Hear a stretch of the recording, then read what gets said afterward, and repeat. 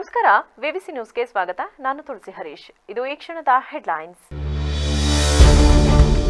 ನಾನು ಯಾವುದೇ ಟೀಕೆ ಟಿಪ್ಪಣಿಗಳಿಗೆ ತಲೆ ಕೊಡುವುದಿಲ್ಲ. ಜಿಲ್ಲೆಯಲ್ಲಿ ಅಕ್ರಮಗಳನ್ನ ಮಾಡುತ್ತಿರೋರು ಯಾರು ಎಂಬುದು ಎಲ್ಲರಿಗೂ ಗೊತ್ತು. ಮಾಜಿ ಸಚಿವ ರೇವಣ್ಣಗೆ ಮಾತಿನಲ್ಲೇ ಗುಮ್ಮಿದ ಸಂಸದ ಶ್ರೇಯಸ್ ಪಟೇಲ್.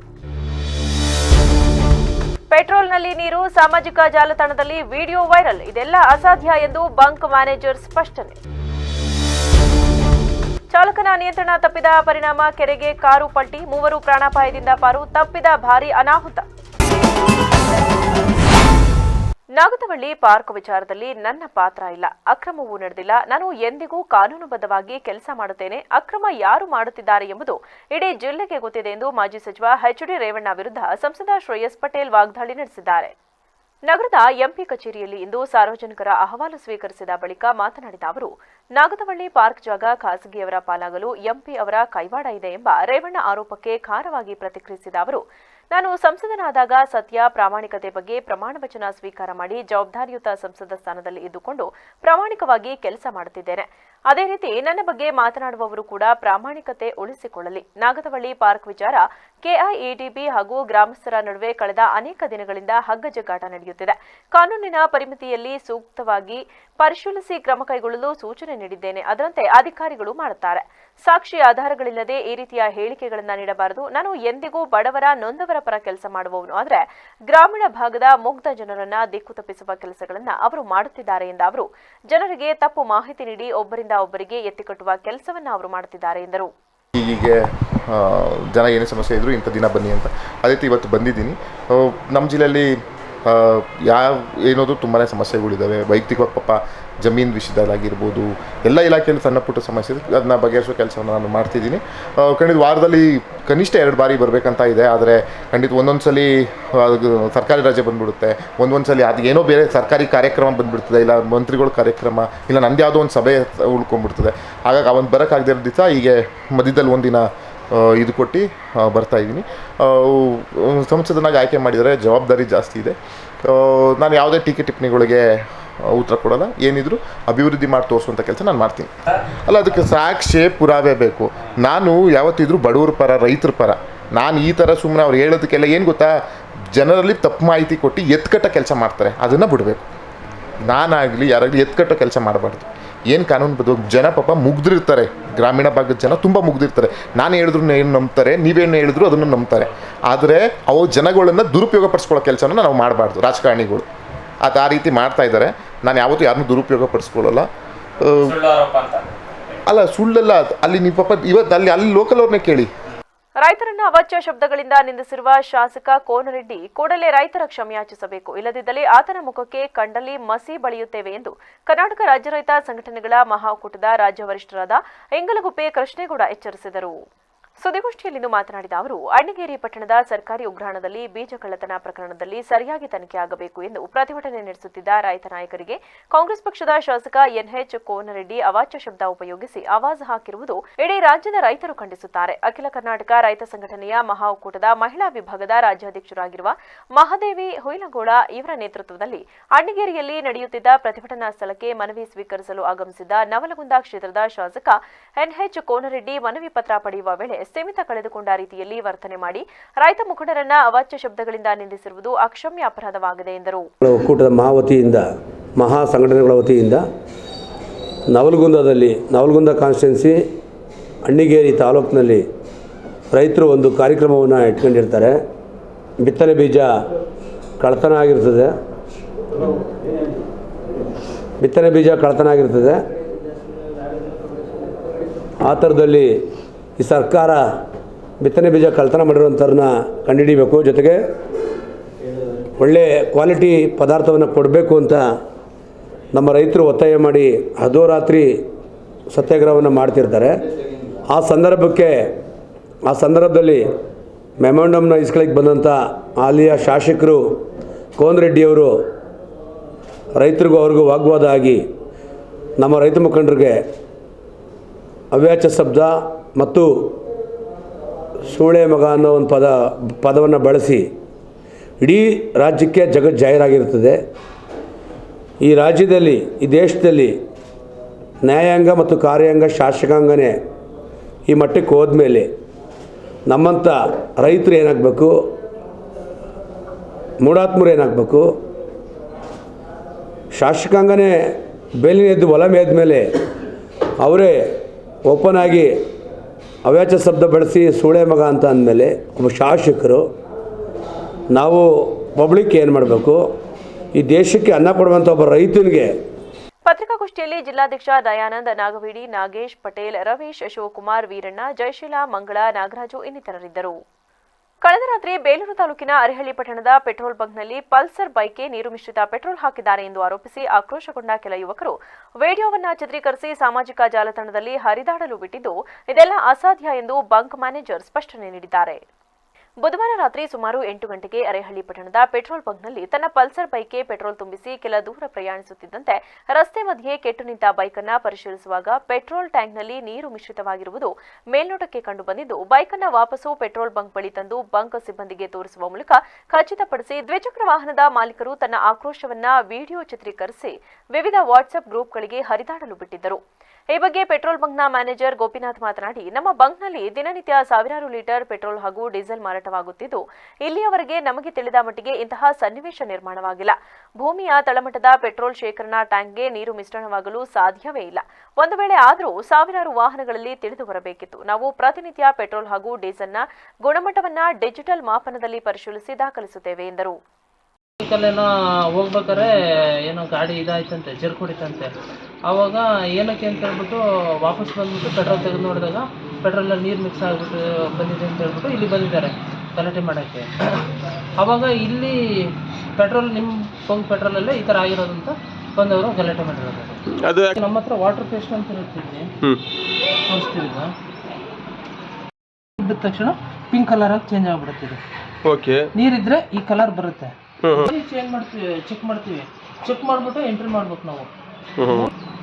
ಈಗ ಅದು ಬೈಕಲ್ಲಿ ಸಿಕ್ಕಿದೆ, ಬೈಕ್ ಇದೆಯಲ್ಲ, ಮುಚ್ಚಳ ಇದೆಯಲ್ಲ, ಅದು ಪೆಟ್ರೋಲ್ ಹಾಕ್ತಾರಲ್ಲ ಮುಚ್ಚಳ, ಅದ್ರೊಳಗೆ ಏನಾದ್ರು ನೀರು ಗಿರುವಾಗಿದ್ರೆ ಆ ನೀರು ಹೆಂಗೆ ಹೋಗುತ್ತೆ ಅಂದರೆ, ಈಗ ಹೋಗಲ್ಲ.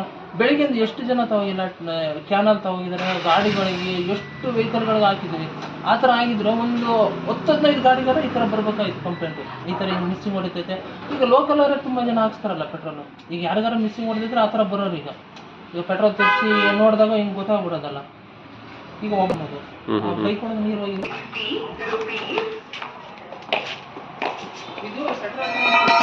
ಅರಕಲಗೂಡು ಪಟ್ಟಣದಲ್ಲಿ ವೈಭವದಿಂದ ನಡೆಯುತ್ತಿರುವ ದಸರಾ ಉತ್ಸವ ತಾಲೂಕಿನ ಸಾಂಸ್ಕೃತಿಕ ಹೆಮ್ಮೆಯಾಗಿದೆ ಎಂದು ಶಾಸಕ ಎ ಮಂಜು ತಿಳಿಸಿದರು. ಗ್ರಾಮದೇವತೆ ದೊಡ್ಡಮ್ಮ ದೇವಾಲಯದ ಆವರಣದಲ್ಲಿ ಗುರುವಾರ ಸಂಜೆ ಅರಕಲಗೂಡು ದಸರಾ ಉತ್ಸವಕ್ಕೆ ಚಾಲನೆ ನೀಡಿ ಮಾತನಾಡಿದ ಅವರು, ಪಟ್ಟಣದಲ್ಲಿ ಬಹಳ ಹಿಂದಿನಿಂದಲೂ ದಸರಾ ಉತ್ಸವ ನಡೆದು ಬಂದಿತ್ತು.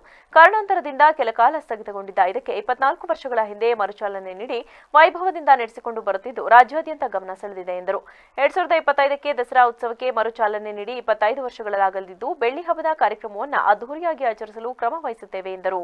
ಪ್ರತಿ ವರ್ಷದಂತೆ ಎಲ್ಲ ದೇವಸ್ಥಾನಗಳ ಉತ್ಸವ ಮೂರ್ತಿಗಳನ್ನ ಯಾವ ರೀತಿ ಮಾಡ್ಕೊಂಬರ್ತಿದ್ರು 18 ಕೋಪ್ರವರು, ವಿಶೇಷವಾಗಿ ನನಗೆ ಗೊತ್ತು ಅವ್ರಿಗೆ ಆರ್ಥಿಕವಾಗಿ ಚೆನ್ನಾಗಿ ಮಾಡ್ಕೊಂಬರೋದಕ್ಕೆ ಕಷ್ಟ ಆಗ್ತಿತ್ತು ಅಂತಕ್ಕಂಥದ್ದನ್ನು ಬುದ್ಧಿಯವರು ಮನಗಂಡು ನಮಗೆ ಸೂಚನೆ ಕೊಟ್ಟಿದ್ದಾರೆ, ಆದೇಶನೂ ಮಾಡಿದ್ದಾರೆ. ಈ ಸಲ ಆ ರೀತಿ ನಿಮಗೆ ತೊಂದರೆ ಆಗೋದಿಲ್ಲ. ಲಾಸ್ಟ್ ಟೈಮ್ ಕೊಟ್ಟಿದ್ರು ಭಾರಿ ಕಡಿಮೆ ಕೊಟ್ಟಿದ್ರು ಅಂತ ಏನು ಕೂಗಿತ್ತು ಅದನ್ನು ನಾವು ಈಗಾಗಲೇ ಮನಗೊಂಡು ಅತಿ ಹೆಚ್ಚು ಸಹಕಾರವನ್ನು ಕೊಡೋದಕ್ಕೆ ನಾವು ಸಮಿತಿ ತೀರ್ಮಾನ ಮಾಡಿಸಿದ್ದೀವಿ.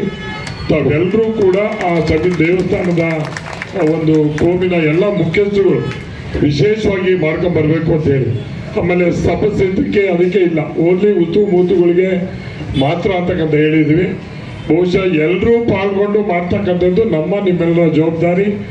ಕಾರ್ಯಕ್ರಮದಲ್ಲಿ ಅರೆಮಾದನಹಳ್ಳಿ ವಿಶ್ವಬ್ರಾಹ್ಮಣ ಮಹಾಸಂಸ್ಥಾನ ಪೀಠದ ಶಿವಸುಜ್ಞಾನ ತೀರ್ಥ ಸ್ವಾಮೀಜಿ, ದಸರಾ ಸಮಿತಿ ಅಧ್ಯಕ್ಷ ಹಾಗೂ ಚಿಲುಮೆ ಮಠದ ಮಠಾಧೀಶ ಜಯದೇವ ಸ್ವಾಮೀಜಿ, ದೊಡ್ಡ ಮಠದ ಮಠಾಧೀಶ ಮಲ್ಲಿಕಾರ್ಜುನ ಸ್ವಾಮೀಜಿ, ದೊಡ್ಡಮ್ಮ ಸೇವಾ ಸಮಿತಿ ಅಧ್ಯಕ್ಷ ಎಎಸ್ ರಾಮಸ್ವಾಮಿ, ಪಟ್ಟಣ ಪಂಚಾಯಿತಿ ಅಧ್ಯಕ್ಷ ಎಸ್ಎಸ್ ಪ್ರದೀಪ್ ಕುಮಾರ್, ಉಪಾಧ್ಯಕ್ಷ ಸುಭಾನ್ ಶರೀಫ್, ಸದಸ್ಯೆ ಲಕ್ಷ್ಮಮ್ಮ, ತಹಶೀಲ್ದಾರ್ ಕೆಪಿ ಸೌಮ್ಯ ಉಪಸ್ಥಿತರಿದ್ದರು. ಕೇಂದ್ರ ಸಚಿವ ಎಚ್.ಡಿ. ಕುಮಾರಸ್ವಾಮಿ ಅವರ ಬಗ್ಗೆ ಕೀಳುಮಟ್ಟದ ಹೇಳಿಕೆ ನೀಡಿ ಅವಮಾನಿಸಿದ ಎಡಿಜಿಪಿ ಚಂದ್ರಶೇಖರ್ ಅವರ ವಿರುದ್ಧ ಕಠಿಣ ಕಾನೂನು ಕ್ರಮ ಕೈಗೊಳ್ಳಬೇಕೆಂದು ಆಗ್ರಹಿಸಿ ಯುವ ಜೆಡಿಎಸ್ ಪಕ್ಷದ ಯುವ ಕಾರ್ಯಕರ್ತರು ಪ್ರತಿಭಟನೆ ನಡೆಸಿದರು. ಪಟ್ಟಣದ ಉಪವಿಭಾಗಾಧಿಕಾರಿಗಳಿಗೆ ಮನವಿ ಸಲ್ಲಿಸಿ ಎಪಿಎಂಸಿ ಮಾಜಿ ಅಧ್ಯಕ್ಷ ಕಮನ್ಗೌಡ ಮಾತನಾಡಿ, ರಾಜ್ಯದ ಯಾವುದೇ ಅಧಿಕಾರಿಗಳಾಗಲಿ ರಾಜಕೀಯ ವ್ಯಕ್ತಿ ಮತ್ತು ಜನಸಾಮಾನ್ಯರಂತೆ ಮಾತನಾಡುವ ಹಕ್ಕು ಅವರಿಗಿಲ್ಲ. ಅವರಿಗೆ ಆದಂತಹ ನೀತಿ ಮತ್ತು ಚೌಕಟ್ಟು ಇದ್ದು ಅದನ್ನು ಮೀರಿ ಕೆಲಸ ಮಾಡಿದರೆ ಸರ್ಕಾರ ಅವರ ವಿರುದ್ಧ ಕ್ರಮ ಕೈಗೊಳ್ಳಬೇಕು ಎಂದರು. ಕುಮಾರಸ್ವಾಮಿ ಮಾನ್ಯ ಕ್ಯಾಬಿನೆಟ್ ಸಚಿವರಾಗಿದ್ದಾರೆ. ನಮ್ಮ ಕರುನಾಡಿನ ಮಣ್ಣಿನ ಮಗ, ನಮ್ಮ JDS ಪಕ್ಷದ ವರಿಷ್ಠರು ಕೂಡ ಅವರು. ಅಂಥವರು ಇವತ್ತು NDA ಮೈತ್ರಿಕೂಟದಲ್ಲಿ ಕೇಂದ್ರ ಸಚಿವರಾಗಿರುವಂಥ HD ಕುಮಾರಣ್ಣ ಅವರಿಗೆ ADGP ಚಂದ್ರಶೇಖರ್ ಅವರು ಅನುಸೂಚಿತ ಅವಾಚ್ಯ ಶಬ್ದಗಳಲ್ಲಿ ಉಲ್ಲೇಖ ಮಾಡಿರೋದು, ಅನ್ಪಾರ್ಲಿಮೆಂಟರಿ ಬಿಹೇವಿಯರ್. ಒಬ್ಬರು IPS ಆಫೀಸರ್ ಆಗಿ ಹಿಮಾಚಲ್ ಪ್ರದೇಶದಿಂದ ಬಂದವರು, ಅವರಿಗೆ ಇದೆಲ್ಲ ಟ್ರೈನಿಂಗ್ ಕೊಟ್ಟಿರ್ತಾರೆ. ಯಾವುದೇ ಥರದ ರಾಜಕೀಯವಾದ ಒಂದು ಯಾರ ಕಡೆ ಓಲೈಕೆ ಇಲ್ಲದಾಗೆ ನಿಷ್ಪಕ್ಷಪಾತವಾಗಿ ಕೆಲಸ ಮಾಡಬೇಕಾಗಿತ್ತು. ಆದರೆ ಈ ರೀತಿ ಸರ್ಕಾರವನ್ನು, ರಾಜ್ಯ ಸರ್ಕಾರವನ್ನು ಓಲೈಸೋಕ್ಕೋಸ್ಕರ ಅವ್ರು ಮಾಡಿರುವಂಥ ಕ್ರಮ ತಪ್ಪಿದೆ. ಅವ್ರ ಮೇಲೆ ಕೂಡಲೇ ಹಕ್ಕುಚ್ಯುತಿಯನ್ನು ಮಂಡಿಸಬೇಕು ಹಾಗೂ ಅವ್ರನ್ನ ಅಮಾನತುಗೊಳಿಸಬೇಕು ಅಂತ ಕೇಳ್ಕೊಂಡು ಇವತ್ತು ನಾವು JDS ಪಕ್ಷದ ಯುವ ಘಟಕದ ವತಿಯಿಂದ ನಾವು ಇವತ್ತು AC ಅವರಿಗೆ. ಪುರಸಭಾ ಸದಸ್ಯ ಪ್ರಜ್ವಲ್ ಮಾತನಾಡಿ, ಮಾಜಿ ಪ್ರಧಾನಿ ದೇವೇಗೌಡರು ಸೇರಿದಂತೆ ಅವರ ಕುಟುಂಬ ದೇಶಕ್ಕೆ ಹಲವು ಕೊಡುಗೆಗಳನ್ನು ನೀಡಿದರೆ 2 ಬಾರಿ ಮುಖ್ಯಮಂತ್ರಿ ಹಾಗೂ ಈಗ ಕೇಂದ್ರ ಮಂತ್ರಿಯಾಗಿರುವ ಎಚ್.ಡಿ. ಕುಮಾರಸ್ವಾಮಿ ಅವರ ಬಗ್ಗೆ ಅಧಿಕಾರಿಯಾಗಿ ಚಂದ್ರಶೇಖರ್ ಬಳಸಿರುವ ಭಾಷೆಯಿಂದ ಕುಮಾರಸ್ವಾಮಿ ಅವರ ಅಭಿಮಾನಿಗಳು ಹಾಗೂ JDS ಕಾರ್ಯಕರ್ತರ ಭಾವನೆಗಳಿಗೆ ಘಾಸಿಯಾಗಿದೆ. ಅದಕ್ಕೆ ಕ್ಷಮೆ ಕೇಳಬೇಕು ಹಾಗೂ ಅವರ ವಿರುದ್ಧ ಶಿಸ್ತು ಕ್ರಮ ತೆಗೆದುಕೊಳ್ಳಬೇಕು ಎಂದರು. ಮಾಜಿ ಪ್ರಧಾನಿ ದೇವೇಗೌಡರು ಅವರ ಕುಟುಂಬದ ವಿರುದ್ಧ ಇತ್ತೀಚಿನ ದಿನಗಳಲ್ಲಿ ಕಾಂಗ್ರೆಸ್ ಸರ್ಕಾರ ಬಂದಾಗಿಂದ ಅವರ ವಿರುದ್ಧ ಸಿಕ್ಕಾಪಟ್ಟೆ ಷಡ್ಯಂತ್ರಗಳು ನಡೀತಾ ಇದೆ. ಅವ್ರನ್ನ ಕುಗ್ಗಿಸ್ಬೇಕು ಅಂತ. ಆದರೆ ದೇವೇಗೌಡರು ಮೊನ್ನೆ ತಾನೇ ಹೇಳಿದ್ದಾರೆ, ನಾವು ಯಾವ ಕುಗ್ಗಲ್ಲ, ನಾನು 3 ತಿಂಗಳು ಮನೆಗೆ ಕೂರಿಸಿರ ಮತ್ತೆ ಎದ್ದು ಬಂದು ನಾನು ಹೋರಾಟ ಮಾಡ್ತೀನಿ ಅಂತ. ಅದೇ ಇನ್ನೊಂದು ವಿಷಯ ಏನಂದರೆ, ನಮ್ಮ ದೇವೇಗೌಡರು ಸಾಹೇಬ್ರದ್ದು ಭಾರತ ದೇಶಕ್ಕೆ ಕೊಡುಗೆ ಸುಮಾರಿದೆ.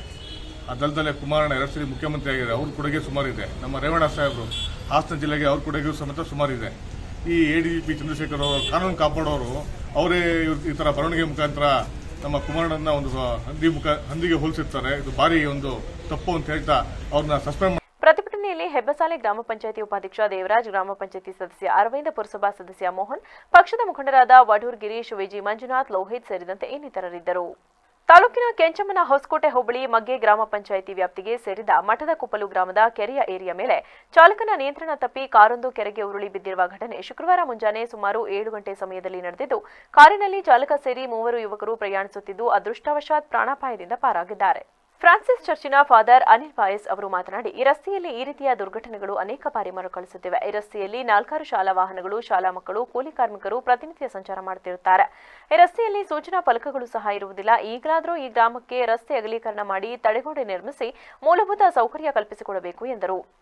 ನಾನು ಪೂಜೆ ಮುಗಿಸ್ಕೊಂಡು ಬರ್ತಾ ಇರಬೇಕಾದ್ರೆ ಅಡ್ಡ ಒಂದು ವೆಹಿಕಲ್ಸ್ ಬಂತು. ತಪ್ಸಕ್ಕೆ ಹೋಗಿ ಸೈಡಿಗೆ ಹೋಗಿ ಈ ರೀತಿ ಗಾಡಿ ಪಲ್ಟಿ ಆಯಿತು. ತಡೆಗೋಡೆ ಇದು ಇಲ್ಲೇ ಏನು ತಡೆಗೋಡೆ ಇಲ್ಲ. ನಾವು ಎಷ್ಟೋ ಸಾರಿ ಮನವಿ ಮಾಡ್ಕೊಂಡಿದ್ವಿ, ಇಲ್ಲಿಗೊಂದು ತಡೆ ರಸ್ತೆ ಮಾಡಿಕೊಡಿ ಅಂತೇಳಿ. ಯಾವ ಅಧಿಕಾರಿಗಳು ಗಮನ ತೆಗೆದುಕೊಂಡಿಲ್ಲ. ಇದೊಂದು ಅಲ್ಲ, ಇಂಥವು ಅನೇಕ ಬಾರಿ ಈ ಜಾಗದಲ್ಲಿ ಆಗಿದ್ದಾವೆ. ದಯಮಾಡಿ ಸಂಬಂಧಪಟ್ಟವರು ಒಂದು ತಡೆಗೋಡೆ ಮಾಡಿಸ್ಕೊಡ್ಬೇಕೆಂದು ತಮ್ಮಲ್ಲಿ ಕಳಕಳಿಯಿಂದ ಬೇಡಿಕೊಳ್ಳುತ್ತೇವೆ. ಕಾರಲ್ಲಿ ಎಷ್ಟು ಜನ ಇದ್ರು ಸರ್? ನಾವು ಕಾರಲ್ಲಿ ಮೂರು ಜನ ಇದ್ದು. ಸದ್ಯ ಪ್ರಾಣಾಪಾಯದಿಂದ ಎಲ್ಲ ಪಾರಾದರೂ ಸಹ ಯಾರಿಗೂ ಏನೂ ತೊಂದರೆ ಆಗಿಲ್ಲ. ಗ್ರಾಮದ ನಿವಾಸಿ ಜಯಪ್ರಕಾಶ್ ಸ್ಟ್ಯಾನಿ ಮಾತನಾಡಿ, ದಿನನಿತ್ಯ 4-5 ಶಾಲೆ ಬಸ್ಗಳು, ಕೂಲಿ ಕಾರ್ಮಿಕರ ಆಟೋ ಇದೇ ಮಾರ್ಗದಲ್ಲಿ ಸಂಚರಿಸುತ್ತವೆ. ರಸ್ತೆ ಕಿರಿದಾಗಿರುವುದರಿಂದ ಬೇರೆ ವಾಹನಗಳಿಗೆ ಜಾಗ ಬಿಡಲು ಆಗುವುದಿಲ್ಲ. ಅಲ್ಲದೆ ಕೆರೆಗೆ ಅಡ್ಡಲಾಗಿ ತಡೆಗೋಡುಗಳನ್ನು ನಿರ್ಮಿಸಿಲ್ಲ ಹಾಗೂ ಯಾವ ಸೂಚನಾ ನಾಮಫಲಕಗಳನ್ನು ಹಾಕದೇ ಇರುವುದಕ್ಕೆ ಅಪಘಾತಕ್ಕೆ ಕಾರಣವಾಗುತ್ತಿದೆ ಎಂದರು. ಜನಪ್ರತಿನಿಧಿಗಳನ್ನು ಹೋಗಿ ಮಾತನಾಡಿಸಿದೆವು, ಯಾವ ಪ್ರಯೋಜನವೂ ಕೂಡ ಆಗಲಿಲ್ಲ. ಈ ವರ್ಷದಲ್ಲಿ ಇದು 2ನೇ ಬಾರಿ ಆಗ್ತಾ ಇರೋದು. ಹೀಗೆ ಹಲವಾರು ವರ್ಷಗಳಿಂದ ಸುಮಾರು 5-6 ವಾಹನಗಳು ಈ ಕೆರೆಯಲ್ಲಿ ಬಿದ್ದು ಜನರು ಪ್ರಾಣಾಪಾಯದಿಂದ ಪಾರಾಗಿರುವುದೊಂದು ದೇವರ ಒಂದು ಅದೃಷ್ಟವಾದ ದೇವರ ಒಂದು ಯೋಚನೆಯಾಗಿದೆ ಎಂದು ಹೇಳ್ಬೋದು. ಇದೇ ರೀತಿ ನಮ್ಮ ಗ್ರಾಮಕ್ಕೆ ಬರುವ ಈ ದಾರಿಯಲ್ಲಿ ನಾವು ಹೋಗುವಾಗ ಕೇವಲ ಒಂದೇ ಒಂದು ವಾಹನ ಹೋಗುವಂತಹ ಒಂದು ದಾರಿ ಇದು. ಕೇವಲ ಸ್ವಲ್ಪ ಜಾಗ ಇರುವಂತಹ ದಾರಿ. ಇದರಲ್ಲಿ ಪ್ರತಿದಿನ 100 ಜನರು ಓಡಾಡ್ತಾರೆ. ಪ್ರತಿದಿನ ಶಾಲಾ ಮಕ್ಕಳ ಬಸ್ಸುಗಳು ಓಡಾಡ್ತವೆ. ಅದೇ ರೀತಿ ಕೂಲಿ ಕಾರ್ಮಿಕರು ಓಡಾಡ್ತಾರೆ. ಇದಕ್ಕೆ ಯಾವ ರೀತಿಯ ಸ್ಪಂದನೆಯೂ ಕೂಡ ನಮಗೆ ಸರ್ಕಾರದಿಂದ ಆಗಲಿ ಅಥವಾ ಜನಪ್ರತಿನಿಧಿಗಳಿಂದಾಗಲಿ ನಮಗೆ ಸಿಗಲಿಲ್ಲ. ಅದೇ ರೀತಿ ಇಲ್ಲಿ ಹಲವಾರು ಆನೆ ಗಲಾಟೆ ಕೂಡ ಇವೆ. ನಾವು ಆನೆಗಳ ಮೂಲಕ ನಮಗೆ ಹಲವಾರು ರೀತಿಯ ಕಾರಿನ ಮಾಲಕ ಸಭಾಸ ರಾಯಪ್ಪ ಮಾತನಾಡಿ, ಇಂದು ಮುಂಜಾನೆ ನಾವು ಕಾರಿನಲ್ಲಿ ಹೋಗುವಾಗ ಒಂದು ಬೈಕ್ ಎದುರಿನಿಂದ ಬಂದಿದ್ದು ಅದಕ್ಕೆ ದಾರಿ ಕೊಡಲು ಹೋಗಿ ಕಾರು ಕೆರೆಗೆ ಪಲ್ಟಿಯಾಗಿದೆ. ಕೆರೆಯ ಮಣ್ಣು ತೇವವಾಗಿದ್ದರಿಂದ ನಮಗೆ ನಿಯಂತ್ರಿಸಲು ಆಗಲಿಲ್ಲ. ನಮ್ಮ ಗ್ರಾಮದ ಕೆರೆಯ ರಸ್ತೆ ಕಿರಿದಾಗಿದ್ದು ಅನಾಹುತಕ್ಕೆ ಕಾರಣವಾಗಿದೆ. ಈ ಹಿಂದೆ ಬಸ್, ಕಾರು ಕೂಡ ಇದೇ ಕೆರೆಗೆ ಉರುಳಿತು. ಕೂಡಲೇ ಕೆರೆಗೆ ತಡೆಗೋಡೆ ನಿರ್ಮಿಸಿ ಅಪಾಯ ತಪ್ಪಿಸಬೇಕೆಂದು ಅಧಿಕಾರಿಗಳಿಗೆ ಹಾಗೂ ಶಾಸಕರಿಗೆ ಮನವಿ ಪತ್ರ ಸಲ್ಲಿಸಿದರೂ ಯಾರೂ ಕೂಡ ಇತ್ತ ತಿರುಗಿ ನೋಡಿಲ್ಲ ಎಂದರು. ಇಲ್ಲಿ ಸುಮಾರು ಒಂದು 300 ಕುಟುಂಬ ಇದ್ದಾವೆ. ಆದರೆ ಇಲ್ಲಿ ರೋಡ್ ಚಿಕ್ಕದಾಗಿರೋದ್ರಿಂದವ ಇಲ್ಲಿ ಸುಮಾರು ಸಲ ಒಂದು 4-5 ಸಲ ಇದೇ ಥರ ಗಾಡಿಗಳು ಕೆರೆಗೆ ಬಿದ್ದು ಸುಮಾರು ಅಪಘಾತಗೀಟಾಗಿದ್ದಾರೆ, ಹಾಸ್ಪಿಟಲ್ ಅಡ್ಮಿಂಟ್ ಆಗಿದ್ದಾರೆ. ನಾವು ಎಲ್ಲ ಅಧಿಕಾರಿಗಳ ಗಮನಕ್ಕೂ ತಂದಿದ್ವಿ, ಶಾಸಕರ ಗಮನಕ್ಕೂ ತಂದಿದ್ವಿ. ನಮ್ಮ ಪಂಚಾಯತಿಗೆ ಅಭಿವೃದ್ಧಿ ಅಧಿಕಾರಿಗಳು ಸಹ ಇಲ್ಲಿ ಬಂದು ನೋಡ್ಕೊಂಡು ಹೋಗಿದ್ದಾರೆ. ಆದರೆ ಇಲ್ಲಿವರೆಗೂ ಸಹ ಯಾರೂ ಇಲ್ಲಿವರೆಗೂ ಕ್ರಮ ಕೈಗೊಂಡಿಲ್ಲ. ದಯಮಾಡಿ ನಾವು ನಿಮ್ಮ ಹತ್ರ ಕೇಳ್ಕೊಳ್ಳೋದೇನೆಂದರೆ, ಈ ರೋಡು ಚಿಕ್ಕದಾಗಿದೆ, ಇಲ್ಲಿ ಸುಮಾರು ಜನ ಇಲ್ಲೆಲ್ಲ ಇರೋರೆಲ್ಲ ಕೂಲಿ ಕಾರ್ಮಿಕರು. ದಯಮಾಡಿ ಈ ರಸ್ತೆಗೆ ತಡೆಗೋಡೆ ಮಾಡಿ ಆ ಕಡೆ ಈ ಕಡೆ ಅಗಲ ಮಾಡಿ. ಸ್ವಲ್ಪ ಶಾಲೆ ಮಕ್ಕಳಿದ್ದಾರೆ, ಒಂದು 150 ಜನ ಮಕ್ಕಳು ಶಾಲೆ ಮಕ್ಕಳು ಹೋಗ್ತಾರೆ, ಬಸ್ ಎಲ್ಲ ಬರ್ತವೆ ಇಲ್ಲಿ. ಆದರೆ ದಯಮಾಡಿ ನಮಗಿಲ್ಲಿ ತಡೆಗೋಡೆ ಮಾಡಿಕೊಡ್ಬೇಕಾಗಿ ಈ ಸಂಬಂಧಪಟ್ಟ ಅಧಿಕಾರಿಗಳಿಗೆ ಕೈ ಮುಗಿದು ನಾನು ನನ್ನ ಮನವಿಯನ್ನು ಸಲ್ಲಿಸ್ತಾ ಇದ್ದೀನಿ. ನಿಮ್ಮ ಹೆಸರು? ಈ ಸಂದರ್ಭದಲ್ಲಿ ಸ್ಥಳೀಯ ನಿವಾಸಿಗಳು ಹಾಗೂ ಗ್ರಾಮಸ್ಥರಿದ್ದರು. ಮುತ್ತೂಟ್ ಫಿನ್ಕಾರ್ಪ್ ಸಂಸ್ಥೆಯು ಕಾರ್ಪೊರೇಟ್ ಸಾಮಾಜಿಕ ಜವಾಬ್ದಾರಿ ಅಡಿಯಲ್ಲಿ ಉಚಿತ ಕಣ್ಣಿನ ತಪಾಸಣೆ ಶಿಬಿರ, ಸೀಳುತುಟಿ ಶಸ್ತ್ರಚಿಕಿತ್ಸೆ ಹಾಗೂ ಇತರೆ ಹಲವಾರು ಜನಪರ ಕಾರ್ಯಗಳನ್ನು ಮಾಡುವ ಮೂಲಕ ಸಾರ್ವಜನಿಕರ ಮನದಲ್ಲಿ ನೆಲೆಸಿದೆ ಎಂದು ಸಂಸ್ಥೆಯ ವಲಯ ಮುಖ್ಯಸ್ಥ ಪ್ರಸನ್ನ ಸಂತಸ ವ್ಯಕ್ತಪಡಿಸಿದರು. ಪಟ್ಟಣದ ಸುಭಾಷ್ ವೃತ್ತದಲ್ಲಿರುವ ಮುತ್ತೂಟ್ ಫಿನ್ಕಾರ್ಪ್ ಕಚೇರಿಯಲ್ಲಿ 14ನೇ ವರ್ಷದ ವಾರ್ಷಿಕೋತ್ಸವ ಪ್ರಯುಕ್ತ ಆಯೋಜನೆ ಮಾಡಿದ ಉಚಿತ ಕಣ್ಣಿನ ತಪಾಸಣೆ ಶಿಬಿರ ಕಾರ್ಯಕ್ರಮವನ್ನು ಉದ್ಘಾಟಿಸಿ ಮಾತನಾಡಿದ ಅವರು, ದೇಶದಲ್ಲಿ 3750 ಫಿನ್ಕಾರ್ಪ್ ಸಂಸ್ಥೆಯು ಕಚೇರಿಗಳನ್ನು ತೆರೆದು ಸಾರ್ವಜನಿಕರಿಗೆ ಬ್ಯಾಂಕಿನ ರೀತಿಯಲ್ಲಿ ಸೇವಾ ಸೌಲಭ್ಯಗಳನ್ನು ನೀಡಲಾಗುತ್ತಿದೆ. ಸಂಸ್ಥೆಯ ಸೌಲಭ್ಯಗಳು ಹಾಗೂ ಜನಪರ ಕಾಳಜಿಯ ಕಾರ್ಯಗಳನ್ನು ಮಾಡುತ್ತಿದೆ ಎಂದರು. ನಮಸ್ತೆ. ಮತ್ತೆ ಎಲ್ಲ ಬ್ರಾಂಚ್ ಸ್ಟಾಫ್ ಮತ್ತು ಚಂದ್ರಶೇಖರ್ ಮತ್ತೆ ರವಿ ನನ್ನ ಮೊದಲನೇ ಭೇಟಿ ಹೇಳೋಕೆ ತುಂಬ ಖುಷಿ ಆಗ್ತದೆ. ಮೊದಲನೇ ಭೇಟಿ ಅದು ಒಂದು ಒಳ್ಳೆ ಅವಕಾಶ ಸಿಗ್ತಿದೆ ನನಗೆ.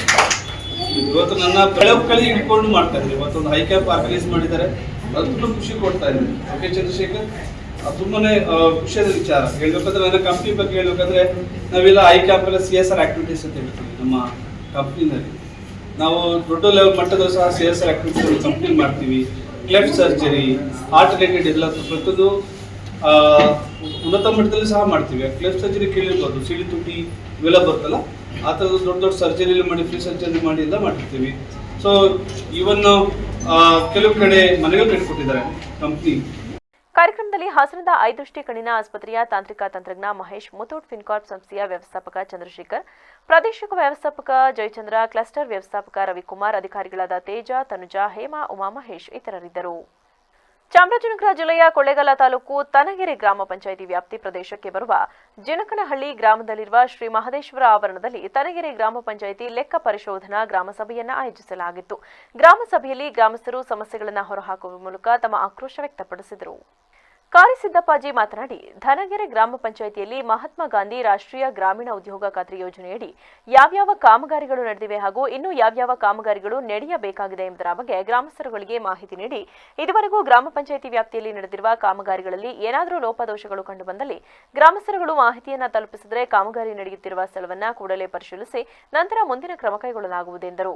ಕೂಲಿ ಕಾರ್ಮಿಕರಿಗೆ ಕೂಲಿ ಹಣ ಯಾರ್ಯಾರಿಗೆ ಹೋಗಿದೆ ಇದು ಅಂತಕ್ಕಂಥ ಮಾಹಿತಿಯನ್ನು ನಾವು ತಮ್ಮ ಮುಂದೆ 4 ದಿನಗಳ ಕಾಲ ಈ ಒಂದು ಪಂಚಾಯಿತಿಯಲ್ಲಿ ಕಡತಗಳನ್ನ ಪರಿಶೀಲನೆ ಮಾಡಿ ಹಾಗೆ ಕಾಮಗಾರಿಗಳನ್ನ ಭೇಟಿ ಮಾಡಿ ಒಂದು ವರದಿಯನ್ನು ಸಿದ್ಧತೆ ಮಾಡಿದ್ದೀವಿ. ಆ ವರದಿನ ನಾನು ಈಗ ತಮ್ಮ ಮುಂದೆ ಮಂಡನೆ ಮಾಡ್ತಾ ಇದ್ದೀನಿ.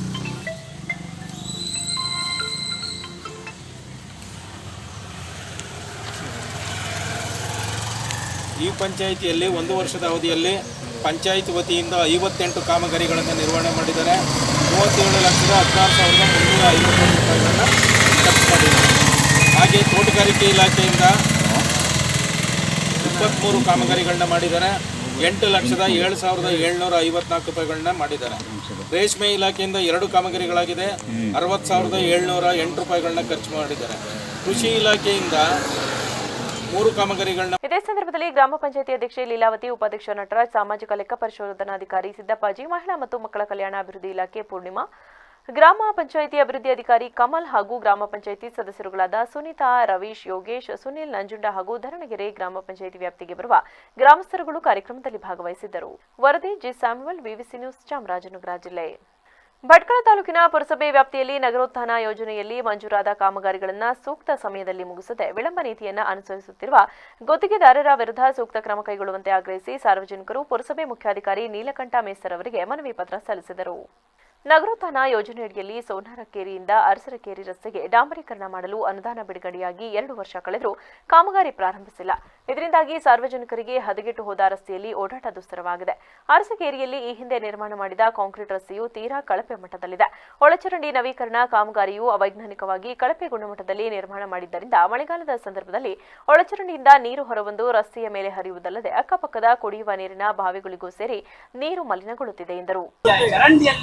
ಆ ರೀತಿ ಮಲಿನ ನೀರನ್ನು ಬಿಡ್ತಾ ಇದ್ರಿ, ಎಷ್ಟು ಕೇಳಿದ್ರು ಅದ್ರ ಬಗ್ಗೆ ತಕರಾರು, ಯಾವ ವಿಚಾರನೂ ವ್ಯಕ್ತತೆ ಇಲ್ಲ.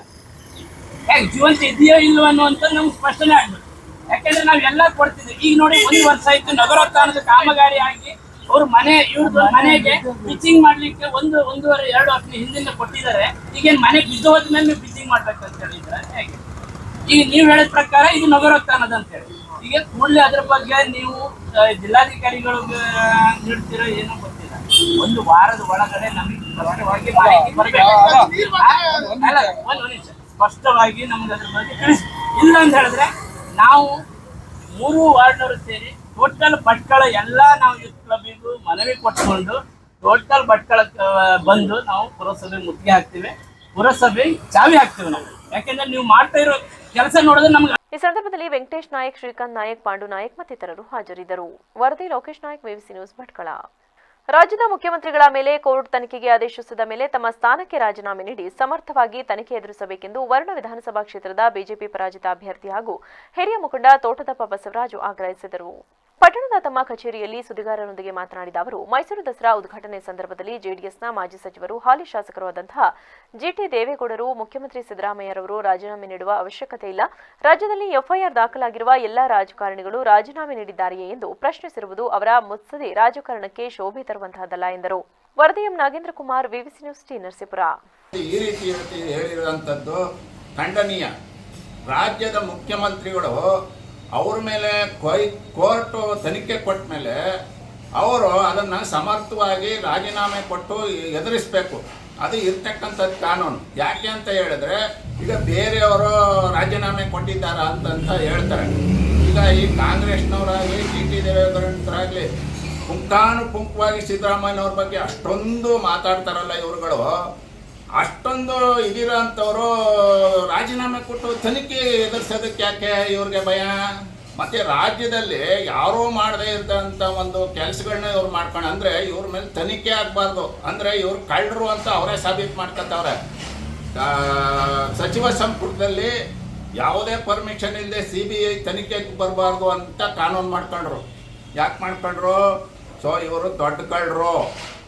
ಪೆರಿಯಾಪಟ್ಟಣ ತಾಲೂಕು ವ್ಯವಸಾಯ ಉತ್ಪನ್ನ ಮಾರಾಟ ಸಹಕಾರ ಸಂಘದ ಅಧ್ಯಕ್ಷ ಮತ್ತು ಉಪಾಧ್ಯಕ್ಷ ಸ್ಥಾನಗಳಿಗೆ ಚುನಾವಣೆ ನಡೆಸಲಾಯಿತು. ಟಿಎಪಿಸಿಎಂಎಸ್ ನೂತನ ಅಧ್ಯಕ್ಷರಾಗಿ ರಾಮು ಐಲಾಪುರ, ಉಪಾಧ್ಯಕ್ಷರಾಗಿ ತಿಮ್ಮನಾಯಕ ಆಯ್ಕೆಯಾದರು. ನೂತನ ಅಧ್ಯಕ್ಷ ರಾಮು ಐಲಾಪುರ ಮಾತನಾಡಿ, ಇಂದು ಮಾಜಿ ಶಾಸಕ ಹೆ ಮಹಾದೇವ್ ಮತ್ತು ಮೈಮೂಲ್ ಮಾಜಿ ಅಧ್ಯಕ್ಷ ಪಿಎಂ ಪ್ರಸನ್ನರವರುಗಳು ತಳ ಸಮುದಾಯಗಳಿಗೆ ಅಧಿಕಾರ ನೀಡಿ ಸಾಮಾಜಿಕ ನ್ಯಾಯ ಕಾಪಾಡಿದ್ದಾರೆ. ನನ್ನ ಆಡಳಿತದ ಅವಧಿಯಲ್ಲಿ ಸಂಘದ ಅಭಿವೃದ್ಧಿಗೆ ಮತ್ತು ವರಿಷ್ಠರ ಭರವಸೆಗಳಿಗೆ ಧಕ್ಕೆಯಾಗದಂತೆ ಆಡಳಿತ ನಡೆಸುತ್ತೇನೆ. ಅಧ್ಯಕ್ಷರಾಗಿ ಸಹಕರಿಸಿದ ಸಂಘದ ನಿರ್ದೇಶಕರು, ಪಕ್ಷದ ಮುಖಂಡರಿಗೆ ಧನ್ಯವಾದ ಎಂದರು. ಇಲ್ಲಿವರೆಗೆ ಹಲವಾರು ಜನ ಅಧ್ಯಕ್ಷರುಗಳಾಗಿ ಕಾರ್ಯನಿರ್ವಹಿಸಿದರು. ಸ್ವತಂತ್ರ ಪೂರ್ವದಲ್ಲಿ ಏನು ನಮ್ಮಲ್ಲಿ ಸೊಸೈಟಿ ಪ್ರಾರಂಭ ದಿನದಿಂದ ಇವತ್ತುವರೆಗೂ ಕೂಡ ಹಲವಾರು ಸಮುದಾಯದವರು ಇಲ್ಲಿ ಅಧಿಕಾರವನ್ನು ಮಾಡಿದ್ದಂಥದ್ದು ನಾವು ನೋಡಿದ್ದೀವಿ. ಹಲವಾರು ಪಕ್ಷಗಳು ಅಧಿಕಾರವನ್ನು ಮಾಡಿದೆ. ಆದರೆ ಜಾತ್ಯತೀತ ಜನತಾದಳ ಪಕ್ಷಕ್ಕೆ ಮೊಟ್ಟ ಮೊದಲನೇದಾಗಿ ಈ ಅವಧಿ ಅಧಿಕಾರಕ್ಕೆ ಬಂದಿದ್ದು.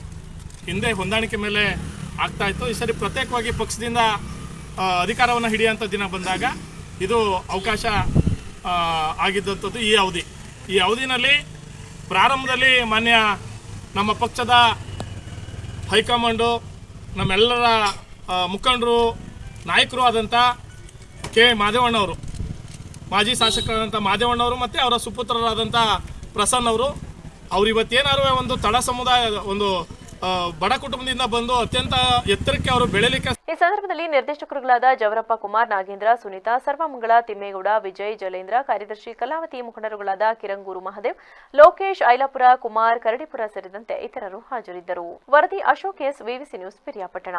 ಕೊಪ್ಪಳ ಜಿಲ್ಲೆಯ ಯಲಬುರ್ಗಾ ತಾಲೂಕಿನ ಯಾಪಲದಿನ್ನಿ ಗ್ರಾಮದ ಸರ್ಕಾರಿ ಹಿರಿಯ ಪ್ರಾಥಮಿಕ ಶಾಲೆಯಲ್ಲಿ ಕಳೆದ ವರ್ಷ ನಿರ್ಮಿಸಿದ ಸರ್ಕಾರಿ ಶಾಲೆ ನೂತನ ಕಟ್ಟಡದ ಮೇಲ್ಛಾವಣಿ ಕುಸಿದಿದ್ದು ಕಳಪೆ ಕಾಮಗಾರಿ ಮಾಡಿರುವ ಗುತ್ತಿಗೆದಾರನ ಲೈಸೆನ್ಸ್ ಕಪ್ಪು ಪಟ್ಟಿಗೆ ಸೇರಿಸುವಂತೆ ಗ್ರಾಮಸ್ಥರು ಆಗ್ರಹಿಸಿದ್ದಾರೆ. ಗ್ರಾಮದ ಯುವಕ ಹನುಮಂತಪ್ಪ ಮೇಟಿ ಮಾತನಾಡಿ 2022-23ನೇ ಸಾಲಿನ ಕಲ್ಯಾಣ ಕರ್ನಾಟಕ ಪ್ರದೇಶಾಭಿವೃದ್ಧಿ ಯೋಜನೆಯಡಿ ಒಟ್ಟು 30 ಲಕ್ಷ ರೂಪಾಯಿ ವೆಚ್ಚದಲ್ಲಿ 2 ಕೊಠಡಿ ಪಿಡಬ್ಲ್ಯೂಡಿ ಅವರು ಗುತ್ತಿಗೆದಾರರಿಗೆ ವಹಿಸಿ ನಿರ್ಮಿಸಲಾಗಿದೆ. ನೂತನವಾಗಿ ನಿರ್ಮಾಣಗೊಂಡ ಕಟ್ಟಡ ಸಂಪೂರ್ಣವಾಗಿ ಕಳಪೆಯಾಗಿದ್ದು ಈ ಘಟನೆಯ ಹೊಣೆಯನ್ನು ಕಟ್ಟಡದ ನಿರ್ಮಾಣದ ಗುತ್ತಿಗೆದಾರರು ಹಾಗೂ ಸಂಬಂಧಪಟ್ಟ ಪಿಡಬ್ಲ್ಯೂಡಿ ಇಲಾಖೆಯವರೇ ಹೊರಬೇಕು. ಶಾಲೆಗಳಿಗೆ ರಜೆ ಘೋಷಿಸಲಾಗಿದೆ. ಇಲ್ಲವಾದಲ್ಲಿ ಮಕ್ಕಳ ತಲೆಯ ಮೇಲೆ ಬಿದ್ದು ಅನಾಹುತ ಸಂಭವಿಸುತ್ತಿದ್ದು ಆದರೂ ಭಯದ ವಾತಾವರಣ ಇದೆ. ಹೊಸ ಕಟ್ಟಡ ಆದರೂ ಸಹ ಉಪಯೋಗಕ್ಕೆ ಬಾರದಂತಾಗಿದೆ. ಕಳಪೆ ಕಾಮಗಾರಿ ಮಾಡಿದ ಗುತ್ತಿಗೆದಾರರ ಮೇಲೆ ಸೂಕ್ತ ಕಾನೂನು ಕ್ರಮ ಜರುಗಿಸಬೇಕು. ಗುತ್ತಿಗೆದಾರನ ಲೈಸೆನ್ಸ್ ಕಪ್ಪು ಪಟ್ಟಿಗೆ ಸೇರಿಸಬೇಕು ಎಂದರು. ವರದಿ ಶ್ರೀಕಾಂತಗೌಡ ಮಾಲಿಪಾಟೀಲ್, ವಿವಿಸಿ ನ್ಯೂಸ್, ಕೊಪ್ಪಳ.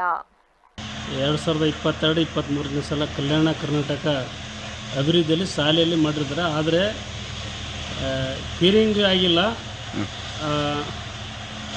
ಮತ್ತು ಕಟ್ಟೋಡನೂ ಸರಿಯಾಗಿಲ್ಲ, ಕ್ರಾಕ್ ಬಿಟ್ಟೈತಿ.